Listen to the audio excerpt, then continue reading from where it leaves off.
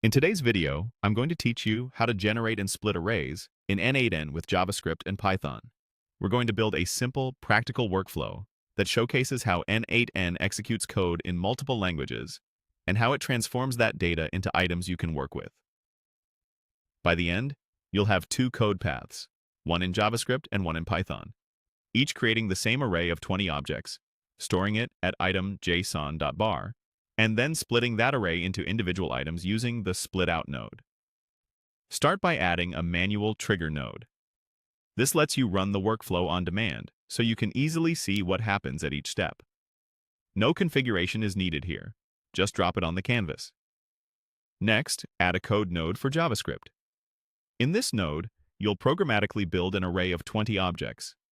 Each object should have 3 fields: index running from 0 through 19, num running from 1 through 20, and test set to the string asd.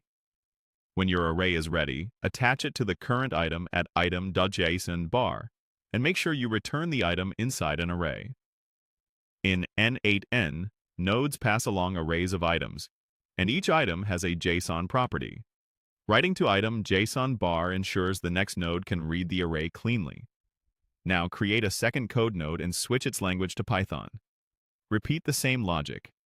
Build a list of 20 dictionaries with the exact same fields and values, assign it to item JSON bar, and return the item inside a list.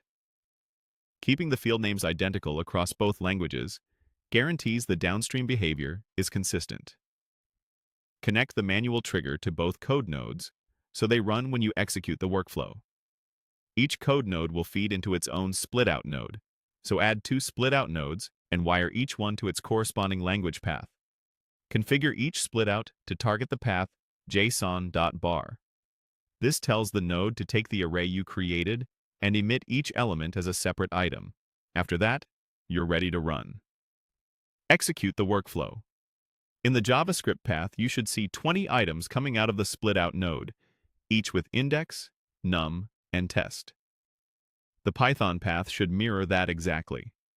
Notice how n8n normalizes data from both languages into the same item structure, which makes mixing languages in a workflow straightforward. That's it. You manually trigger, generate identical arrays in JavaScript and Python, store them at item.json.bar, and split them into individual items using splitout. Clean, predictable, and ready for whatever comes next in your automation.